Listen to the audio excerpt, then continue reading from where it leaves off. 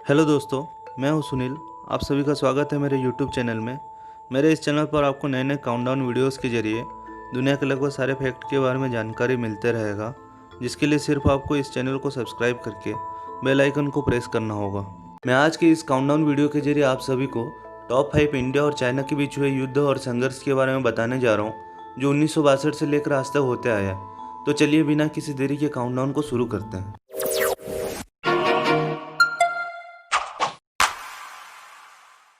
Number 5 पर हम बात करेंगे 1962 के भारत और चाइना के बीच हुए युद्ध के बारे में।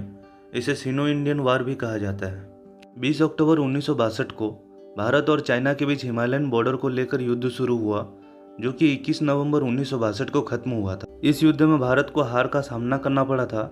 यह युद्ध अक्साई चीन और north east frontier agency location में हुआ था।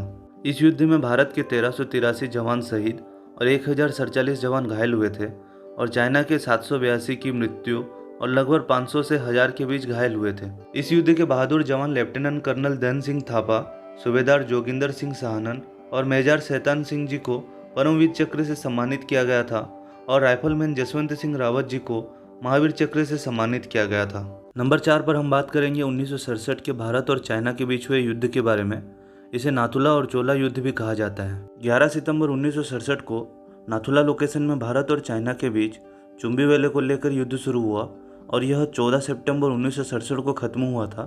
कुछ दिन बाद 1 अक्टूबर 1967 को चोला लोकेशन में फिर से दोनों देश के बीच युद्ध शुरू हुआ और यह उसी दिन ही खत्म हो गया था। इस युद्ध में भारत को जीत हासिल हुआ था, पर इस युद्ध में भारत के 88 जवान शहीद और 163 जवान घायल हुए थे और चाइना के 340 की मृत्यु और 450 घायल हुए थे। इस युद्ध के बहादुर जवान brigadier Rai Singh Yadav, lieutenant colonel महतम Singh और मेजर हरभजन सिंह को महावीर चक्र से सम्मानित किया गया था और कैप्टन पृथ्वी सिंह दागर, हवलदार लक्ष्मी चंद, सिपाही गोकुल सिंह को वीर चक्र से सम्मानित किया गया था। नंबर 3 पर हम बात करेंगे 1987 के भारत और चीन के बीच हुए सैन्य झड़प के बारे में।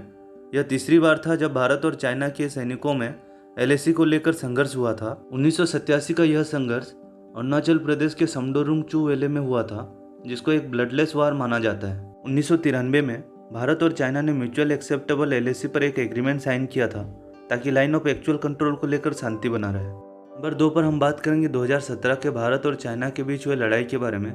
इसे डोकलाम स्टैंड ऑफ के नाम से भी जाना जाता है। 16 जून 2017 को चाइना द्वारा डोकलाम के रोड पर कंस्ट्रक्शन काम शुरू करने के कारण भारत और चाइना के बीच लड़ाई शुरू हुआ था। 18 जून 2017 को भारत द्वारा लगभग 270 सैनिकों को डोकलाम भेजकर चाइना के द्वारा किए जा रहे रोड कंस्ट्रक्शन को रोकना शुरू किया गया था, जिसके कारण लड़ाई 28 अगस्त 2017 तक चला था।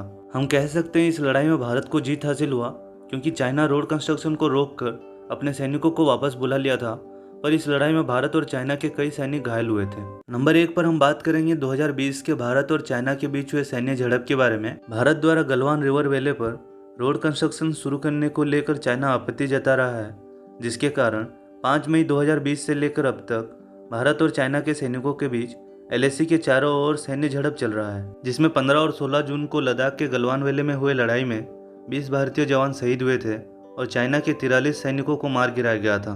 दोस्तों, भारत हर समय शांति चाहते आया है, लेकिन इस बार यदि चाइना भारत के कामों में दखल देना बंद नहीं करेगा तो भारत पलटवार जरूर करेगा। यदि आपको मेरा यह वीडियो अच्छा लगा तो इस वीडियो को लाइक कर दीजिए।